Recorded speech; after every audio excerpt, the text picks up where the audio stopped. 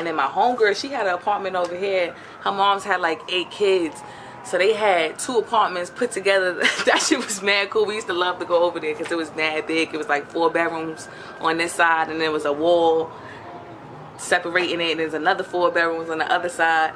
So I think housing, they give you that sometimes when you got mad kids. Oh, man, what the fuck? Oh, whoa! I mean, if you ain't from over here, don't come over here. Don't even bother if you ain't from here.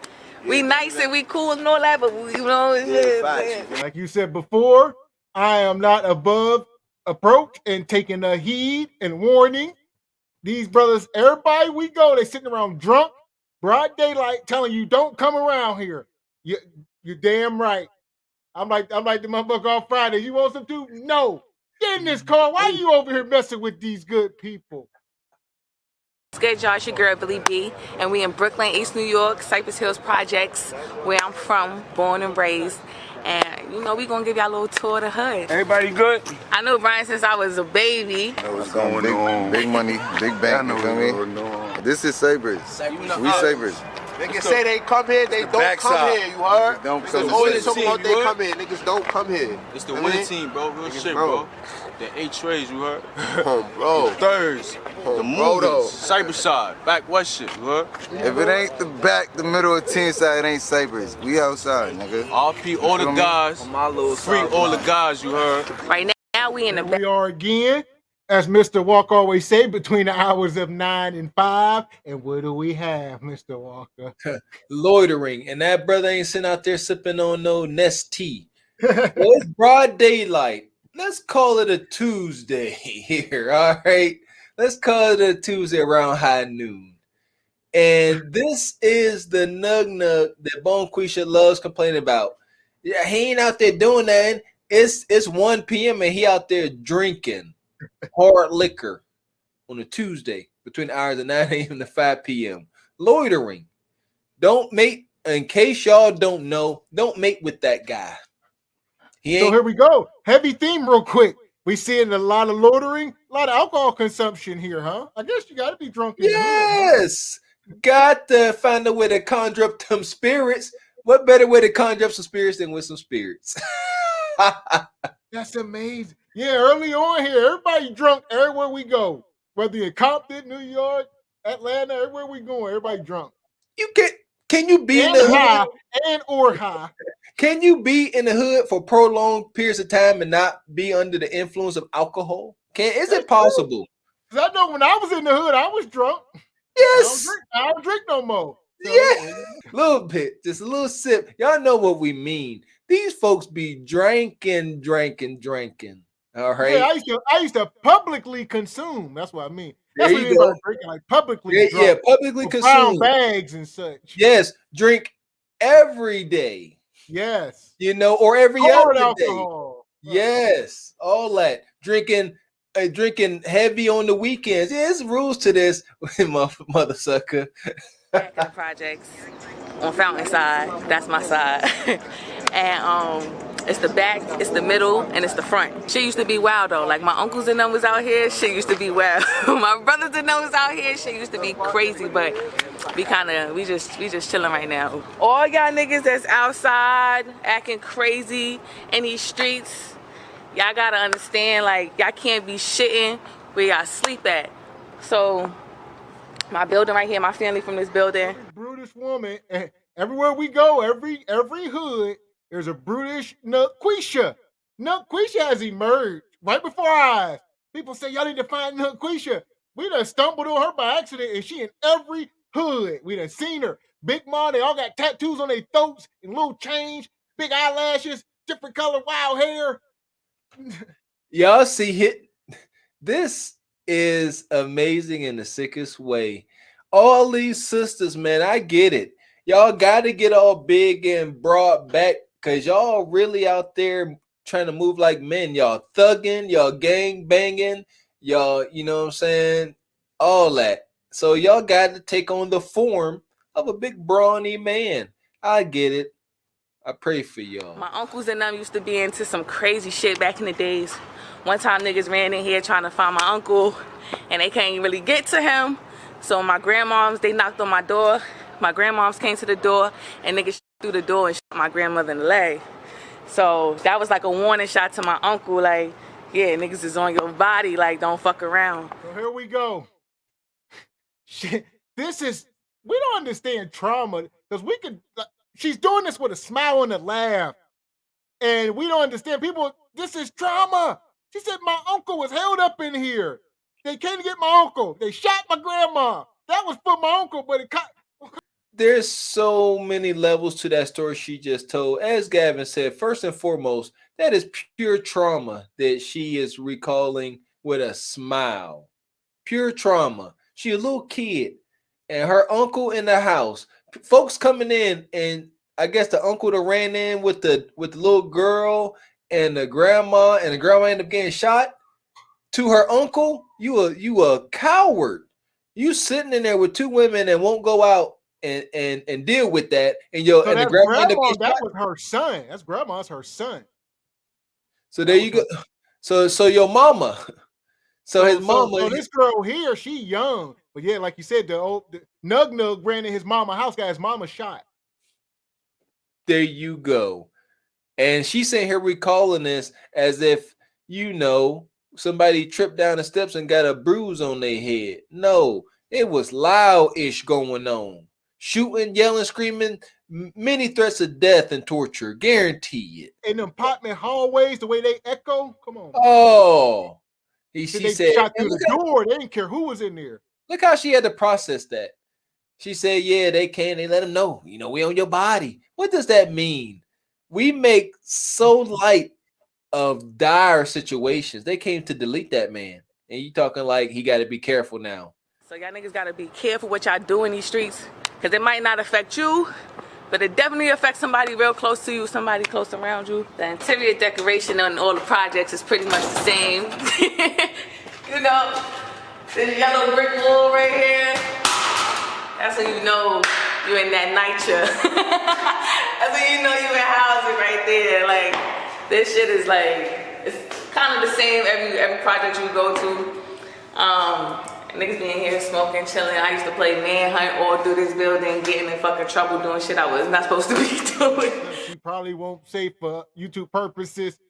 Playing manhunt was the tip of the iceberg. All right, probably playing manhunt, go get it, and all that. Y'all must understand. She said all the interior of these projects are the same because they like penitentiaries. They getting y'all ready to be institutionalized. Y'all must understand. That nasty high gloss yellow brick, I could feel it on my fingertips. And they said, like Gavin said, they say with a smile. This is trauma and torment. Those are halls of trauma and torment. They're in there smoking, playing manhunt. Did he sound like pleasant childhood activities? I had to catch myself because I used to always find myself recalling my childhood activities similar to this. And I had to realize that I was always kind of bringing stuff down. I had to stop. But this all they got. This all she can recall. This was her childhood in the projects playing manhunt. When I hear manhunt, I remember that old video game that was so gruesome it got banned in the US. It was one of my favorite games. But manhunt, and you would pretty much hunt men and delete them in the most gruesome ways. Crowbars, fishhooks, this wild game. And she talking about as a little girl. She was in the hallways in the projects playing manhunt. I don't know. You got the slides that be in the back staircase getting busted. Bitches used to be wild in the back staircase, like regular project shit, But yeah, the interior decoration needs to get updated in here. We need all this tax paying money. I know they could do something to help motherfuckers out in the hood. Like, this shit is crazy. Second person come up here, they talk about all the debauchery they do, and then on the other, they talk on both sides of their neck. We up here, this is where it goes down. Nobody make it out alive. They won't help us. This is so bad. It's like, what is that? I know a raging Republican with a burst in flames. He heard Bonquisha say that. Bonquisha said, all that taxpayer money, I know y'all can come fix up these here apartments. All that good taxpayer money. Oh, Billy Bob that threw his Budweiser across the beard and kicked this dog. All that. Because here we go. Quick lesson. Y'all, two things is true. You, Bonquisha, you don't got a leg to stand on. A lot of y'all on Section 8, y'all paying minimum dollars for this public housing, right? And y'all don't own. These ain't like what am I? Not yachts, not townhouses. What's the word I'm looking for? Penthouses. These are not penthouses, right? So y'all ain't buying. Whoever owns these apartments, they pay taxes on said land. But y'all, the people that live there, don't pay taxes. So y'all can't then complain about the conditions of the apartments. Only people that can complain is the people who own the apartments, and they don't too much care. As long as that good guaranteed government money coming in, y'all got to understand, they don't care about y'all. And sometimes me and Gavin found ourselves almost having to kind of explain this to tenants that we come in contact with as we're doing our repairs to our days. If you don't own this, there ain't you don't have much say so. You don't. You can't be saying talking about come fix you. You don't pay no taxes. You got no power. You got no power. Let that alone, Bonquisha. This ain't your fight. You look at her. Once that door closed, that might be the end of it. Man, I would be scared to death. Hold on. I would be scared to death to get on that elevator. I ain't gonna hold you. Man, they'd be like, look, we gotta take this elevator upstairs. I'll be like, fuck this shit, I'm out. Fuck this shit, I'm out. No thanks. Don't mind me. She just said it. She said, once this door closed on this elevator, that might be it. I'm gonna tell you something, in case you don't know. I fancy myself a brave, fearless soul, but I will take heed to warnings. I promise you that. You say what down there, Bonquisha? What's that thing you say? You say we go on this elevator. It's a chance I may have to fight for my existence. Weren't really looking to get into that today. Just trying to envy you some madness. But thank you. I appreciate that. That's love. I'm gonna go because I ain't got time for that. I'm ill-equipped. I ain't got nothing. You know what I'm saying? I ain't got no projectiles I can launch on me. I'm gonna go ahead and go. Seriously. She said you might not. This is rough. This poor sister, she doing all this with a smile and a laugh. But we gotta understand, Joker did too. So.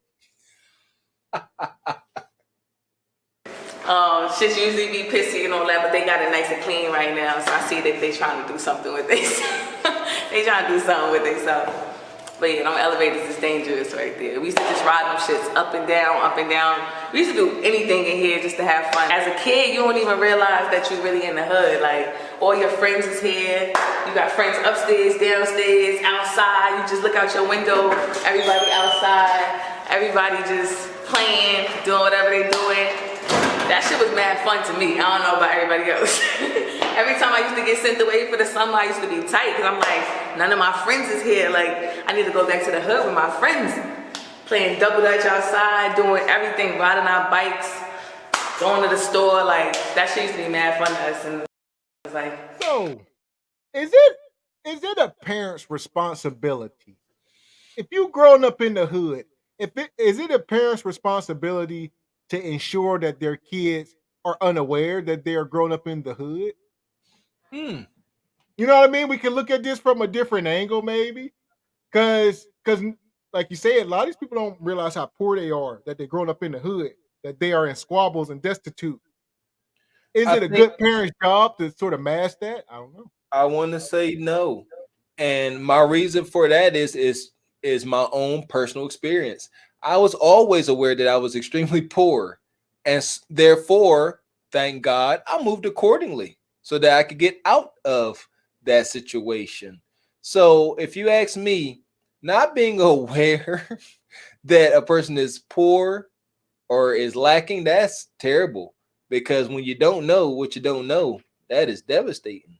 Well, can the adults also be unaware? I don't know. Back to what you said. Everybody shouldn't have had kids. So if you There we unaware, go. if you an adult and you done spawned children and you never got to the awareness that you are living in squabbles, shame on you. I don't know, projects just got like a sense of community, even though shit be kind of, iffy sometimes. It's still like a community, and you build a lot of like childhood friends and shit. And it's motivating because you see some people go down the wrong path. So for me, it was motivating. I'm like, damn, I can't just stay here and go down the wrong path. Seeing like some of my friends I grew up with and shit, just being fucked up, it just wasn't cool. So, I tried to make sure I did something with myself, but I always remember where I came from. Always remember where you came from, because your ass could go right the fuck back at any time.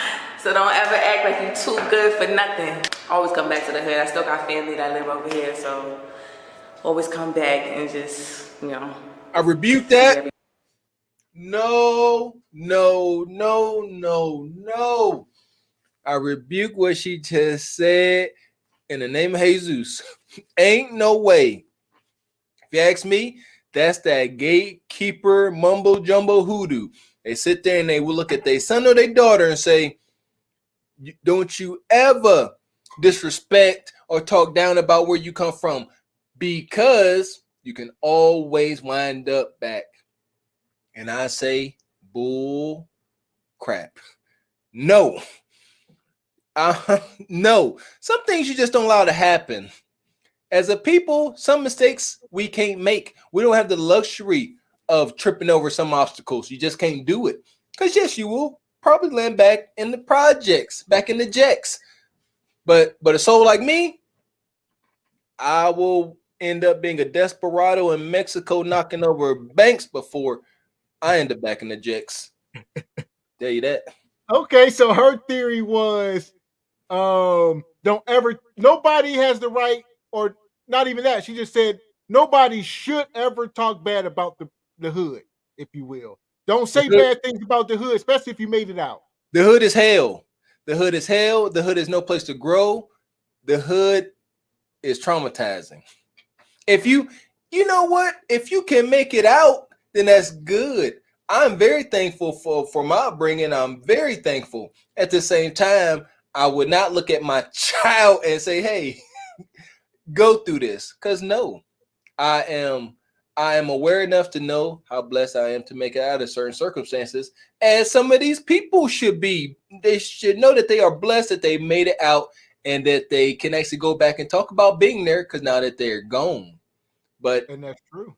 And we have to raise awareness, because if didn't that spreading false information, and we can't do that. You cannot have lived through that hood experience and then relate a message and say, oh, it's wonderful, you ought to try it too. No, not at all. The one sister touched on it. She said how safe she felt in the hood. Samesies. Didn't feel too bad at all when you in it. It's just home. Yes. But once you get out and you're able to look back, acknowledge it for what it is. And just check everybody. My apartment was a 4-bedroom, 1-bathroom apartment. At one time, it was about like 13 of us in that bitch at one time. But not for nothing. Like, when family, some family fall on hard times, you'd be like, all right, just come over, whatever. People used to stay. But it was really a lot of my cousins and shit. Like, we all used to want to hang out together. So it used to be mad of us in the crib at one time. But yeah, it's like the way the cribs is set up, it's kind of like railroad-ish. Like, you come in, it's the kitchen, then the living room, then the bedrooms, back to back like that down the side. And then my homegirl, she had an apartment over here. Her mom's had like 8 kids. So they had 2 apartments put together. That shit was mad cool. We used to love to go over there because it was mad big. It was like 4 bedrooms on this side, and there was a wall separating it, and there's another 4 bedrooms on the other side. So I think housing, they give you that sometimes when you got mad kids. Oh, man, what the fuck? Oh, whoa.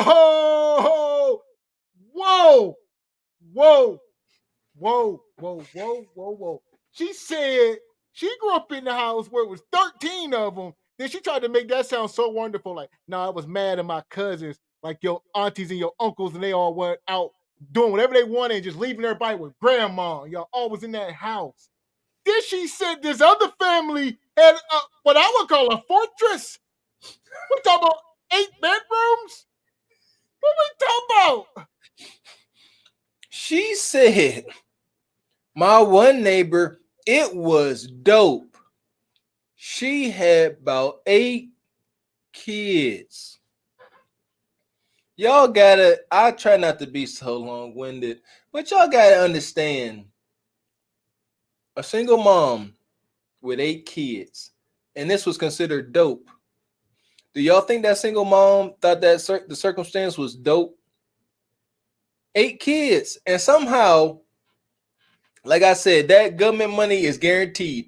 So Charlie found a way to, I guess, split up one of the apartments or combine them, and now somehow she got this 8-bedroom military barrack, and it's the coolest thing they've ever seen in the Jacks.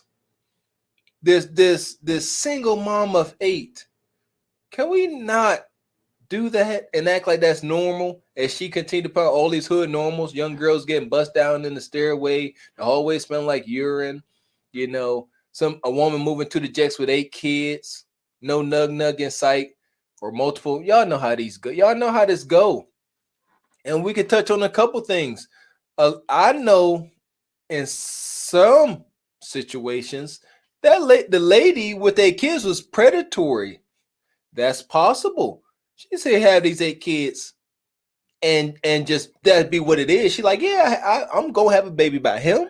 By him, it'd be little young dope dealer nugs in the hood. And she'll just go ahead and see about whoever she want and won't nobody stop her.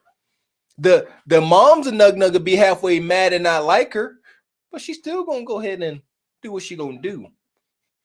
These hood norms are the worst norms ever. That was legendary. That was because that's I'm still trying to picture. We done heard some stuff in our day. She done talk about this woman who even the apartments she say I think when you just got a bunch of kids like that they will accommodate you with whatever you need. They give you 8 bedrooms. They knock a wall down and build a wall and start moving walls. They start moving walls and building walls and creating fortresses. The owner said, hey, I got a tenant that's gonna move and she got 8 kids. Is y'all gonna pay me for all 8 of these kids? And they said, oh yeah, you actually get a little bonus for housing that many. He said, oh, don't say less. I'm gonna go ahead and knock some walls down. I'm gonna make this work. Don't worry about it. That's amazing.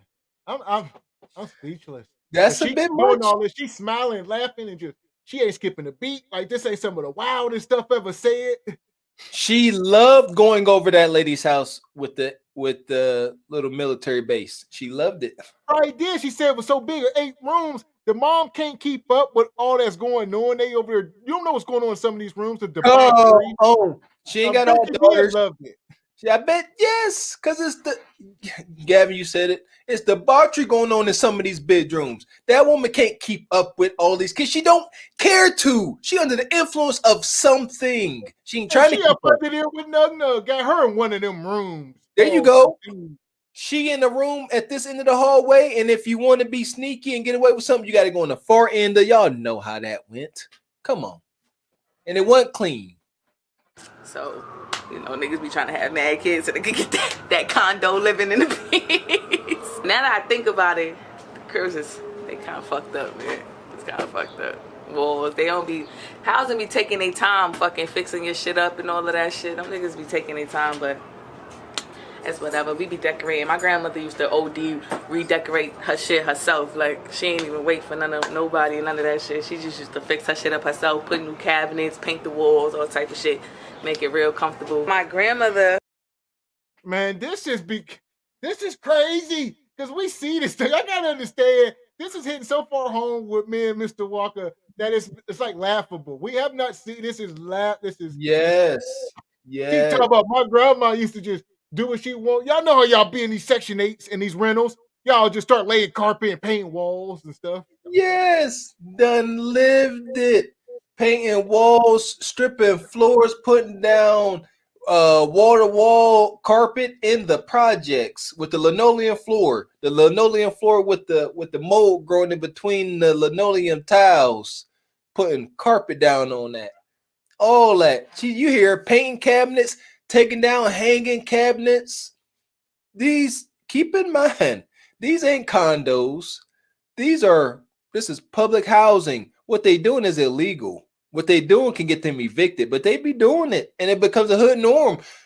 If you lived in the hood, we all done walked into our friend's house or somebody's house, and you done walked in, and they mom had that place laid out, had glass and crystal, little trinkets everywhere. Y'all done seen it. Fluffy rugs and stuff, and all types of trinkets and decor, and they don't own a damn thing but those trinkets. The painted walls, like you said, put flooring down, the wildest of stuff y'all do. And like she said, she's trying to say, all right, they ain't coming to fix nothing, so we got to fix it ourselves. Granted, but you start talking about hanging cabinets and stuff. At a certain point, it's time to move out the projects and get your own. That's what we hitting on. If you're to the point where you talk about, I got to start painting walls, that means you've been here for more than a year, and that's past your expiration. She said hanging cabinets. Let's get it understood. It is a homeowner's dream to get to a point where they can say, you know what, it's time to redo my kitchen or bathroom. I'm gonna start hanging cabinets.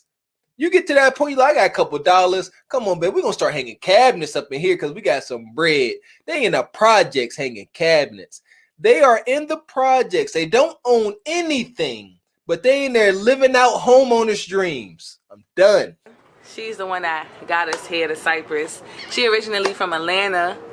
Well, her mom was from Atlanta, and then she was raised in Harlem. And after she had my uncles, she kind of got into like a little spat with my grandfather, and she had ran away from him. She took the kids and tried to run and hide from him, and she ended up in Cypress. And he found her in Cypress. And, you know, he found her. And then when she got here, she just loved it. So she, Jehovah's Witness. I grew up Jehovah's Witness too. The Kingdom Hall is across the street, so it was real convenient for my grandmother to just, you know, get wherever she needed to go and do whatever she needed to do.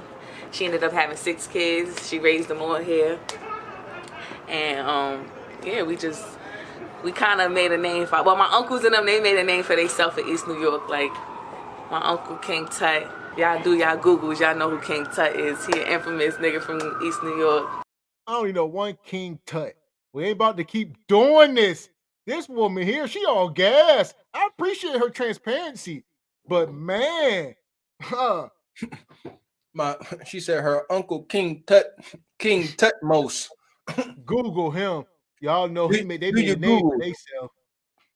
Y'all got some. I tell you what, I think we all got the ability to be great, but man, you go ahead and name yourself something like King Tutmos, one of the most renowned Egyptian pharaohs of all time. King Tut been in many movies, very well known. I think my kids may know of him. And you got the goal, the cojones, that say, you know what? I see myself as a King Tut. Y'all got to stop that. Ain't no more King Tuts. And it's over. Stop. And there you go. And ladies, that would be a narcissist. Stuff you should be able to see. A man introduce himself to you as King Tut, and then you think, oh, it's a nice, wholesome guy. And years later, oh, he's a narcissist. He's a bad guy. His name is King Tut. He fancies himself King Tutmos. Yeah. He most likely a little self-centered mamma jamma. But they're made with him. They like that. As much as these hood sisters, God bless them, as much as they complain about the narcissist, they love that toxic madness. They love it, love it, love it. You hear how she talks about being infamous. She do it with a smile, pride. She get a bounce in her step. Her nipples get perky. They like that. They like it. They can't get enough of it. And this is where it has led us. This is this woman here.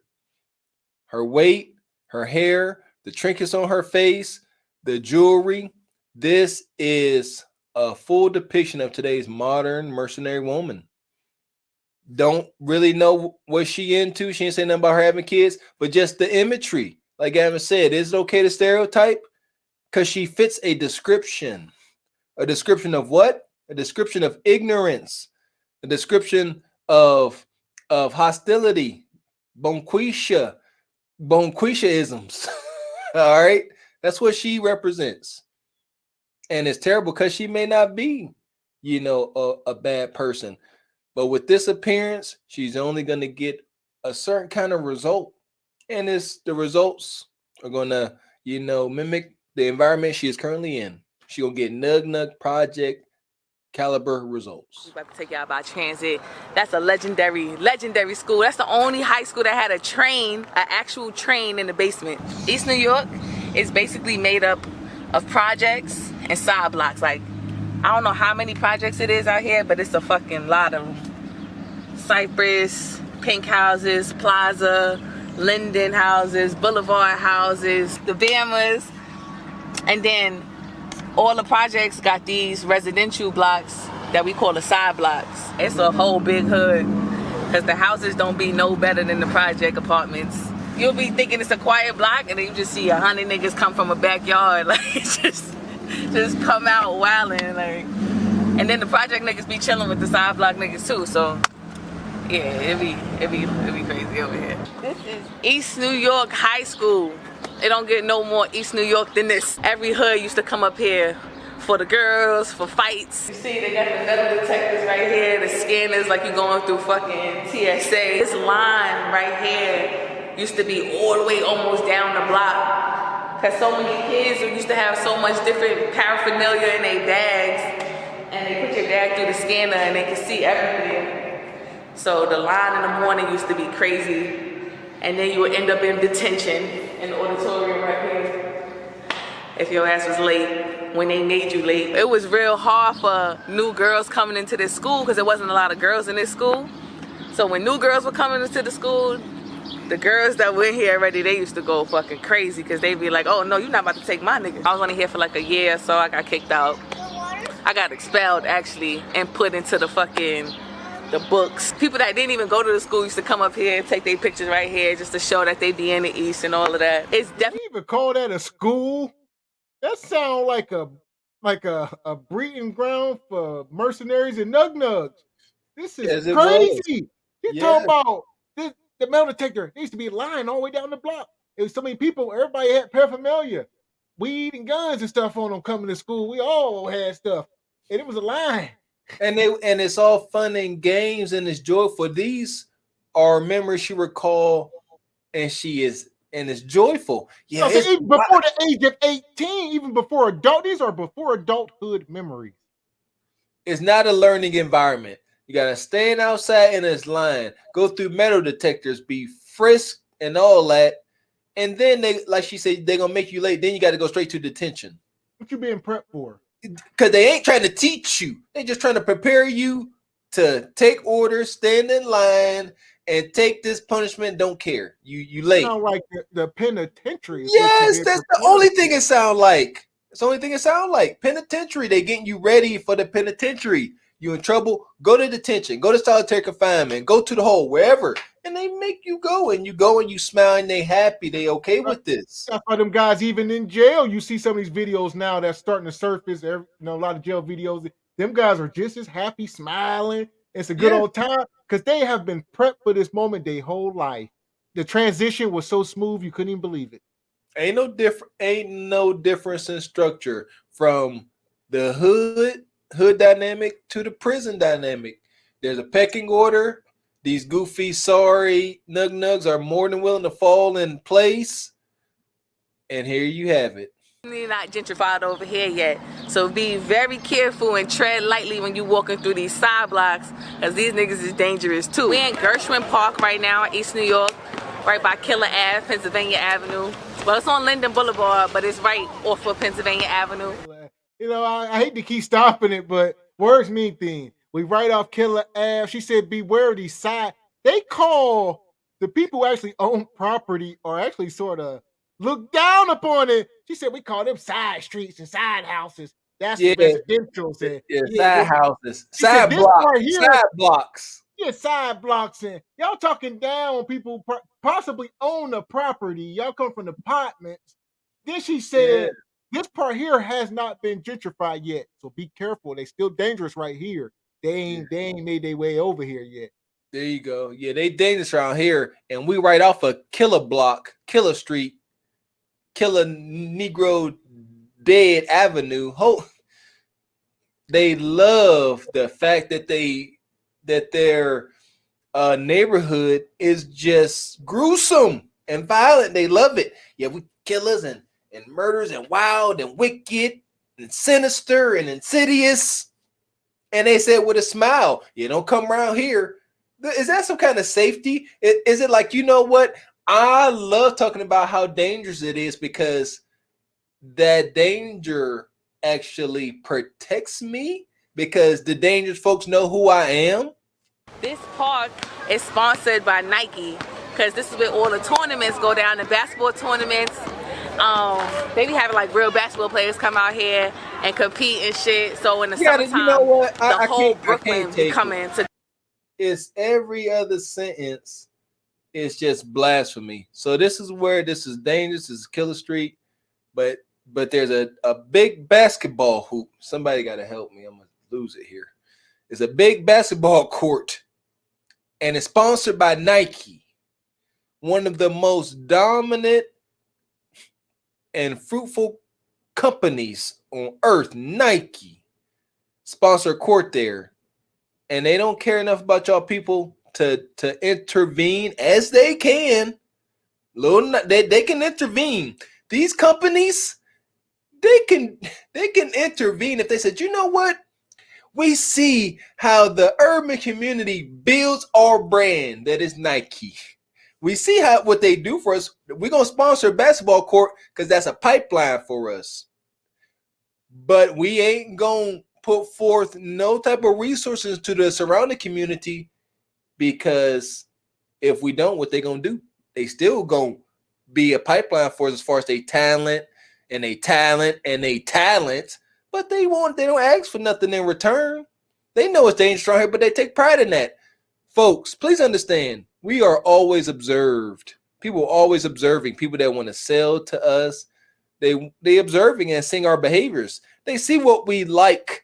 And they say, let's keep it the way they like it, but we still got to make bread off of them.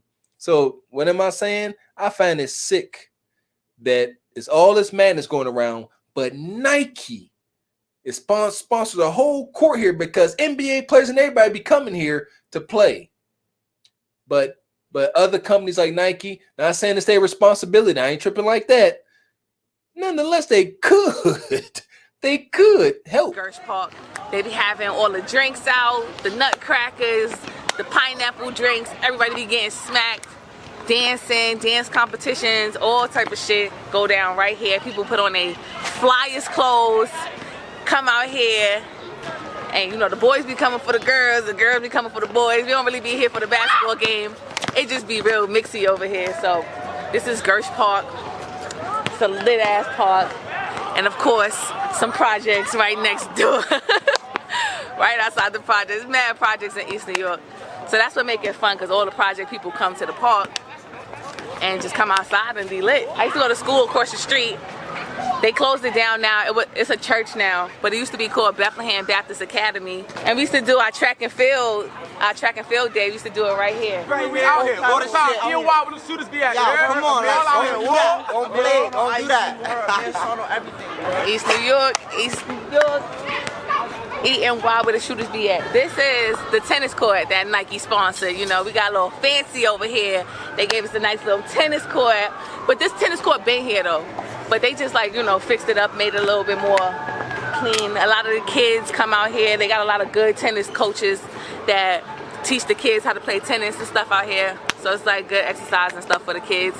And I think it's like some programs from the schools and all of that they be doing their stuff out here too. So it's dope. This park don't be having too much violence. So this is a good thing. Like even though it's in the middle of two projects, it's on the main strip. I'm pretty sure some shit went down in here, but for the most part, for all I remember, always had good times in this park. Chop, chop. The Galaxy Motel. This is a legendary East New York hotel. Cause back here, all these back blocks, it used to be the Blade. It used to be a lot of prostitutes walking up and down these back blocks over here on Pennsylvania, but they had cleaned it up because it was a lot of kids. Man, I thank God they did. They cleaned it up because there was a lot of kids. I mean, regards to the kids, shouldn't be nowhere where there's a lot of 304s and Lady of the Nights walking around. Right down by the park, downtown, right there. The neighborhoods, these hood norms, these constant hood stories. They just She keep said going. a lot of them. She said Man. a lot of them. So you know that probably mean at all times probably 20 ladies of the night walking around any There given you time. go. No place to raise kids. At all. So this is bad East New York. Let's finish mine and through see what she got to say here towards the end. I keep that in mind. East New York. That I ain't gonna even hold you. That's instilled in my brain. Somebody say, "Hey, you want to go to East New York?" I'm giving them a definitive no. I don't want to go nowhere where it's large concentrations of black folks. Sorry, I'm not sorry. Sorry, I'm not sorry. Schools and everything right here, so they had to clean it up. 75th Precinct in East New York.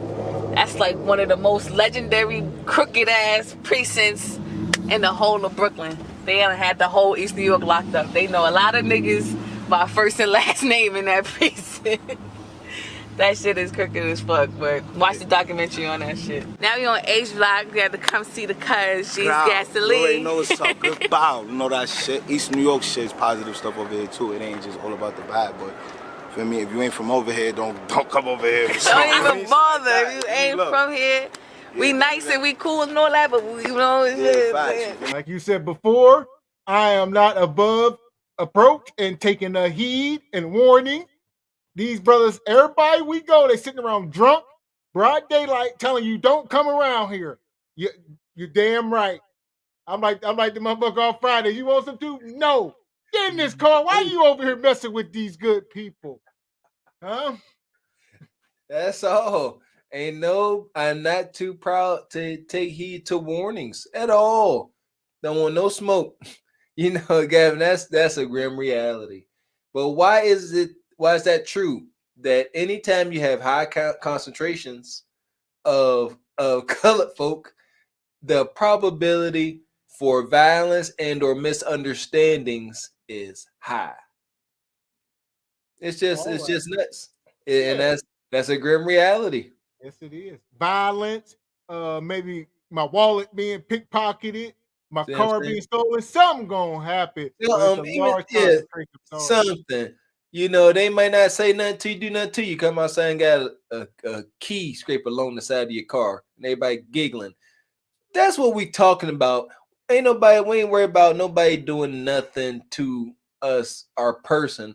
But it's these annoyances that got to be addressed where it can go from, hey, why did you do this, to pop, pop, pop real fast. It just escalate quickly when you're around ignorance and constant day drinking. Yeah. I mean, seriously, adult black men in particular, what are we doing here? This brother back here with his hands in his pants, everybody drunk, everybody at cup, they ain't drinking Lipton's tea. They out there on some Casamigos, Hennessy. Y'all know what they like. Ladies, for whatever it's worth, I'm gonna keep saying it. These are not the men you want to date with. I don't care what they done told you as far as their goals and ambitions. They got goals of flipping keys one day. That's cute, whatever. These are not the men you want. If they are so comfortable sitting around and loitering, broad daylight, mid-work week. I'm going to heavily assume it's the mid-work week because it ain't the weekend. I feel like it'd be more people outside. But grown men outside like this is terrible. Terrible.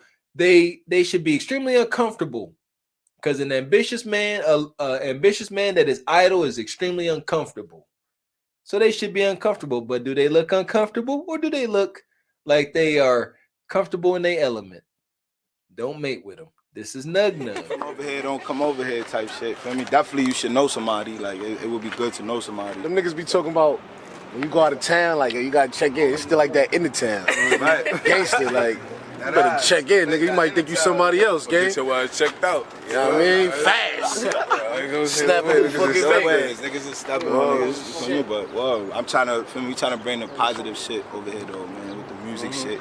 Feel me? That's a way. Right, For, you know, that's a way for everybody, exactly. You know, to take their family out this shit, man. So that's what we into right now. But feel me? We could be on that other shit too. Whatever you want, it's whatever you want to do. It's East New York. It's whatever you want to do. You want to come over here? You want peace? We got peace. Right. You want static? We got static. Come in peace or leave in pieces. Shout out to her vlogs and shit. You know that. Shout out to motherfucking Billy C. You all. A big reason why men do what they do is because women put batteries in their backs. So in this very moment, as we've seen in all these hood stories, there's always women around who encourages the debauchery. But if y'all women said, oh, if this brother was sitting here talking like this, you said, yeah, if y'all don't go get a job, I ain't sleeping with none of y'all. Yada, yada. If y'all carried that message, instead of sitting here like, yeah, anybody come around here gonna get it. We the gang. Yada. This is how the women be talking. Yes. Why wouldn't these men continue to act like this? Because I'm getting everything I want. In their small world, in their small mind, everything they want, they want to get drunk. High, a couple dollars and some women. That's it. There you go. These brothers wake up, they go out, they might go ahead and hustle up a couple twos and fews. They sit out there smoking, drinking all the live long day, and then they can go home to some box. They will never stop that cycle. They can wake up, get clothes, go outside, have a jolly good ratchet hood rat time, and then go home to food and box. They will continue that cycle indefinitely until Bonquisha get fed up or whatever her term is, and decide that all men ain't crap because they decide to mate with one of these him.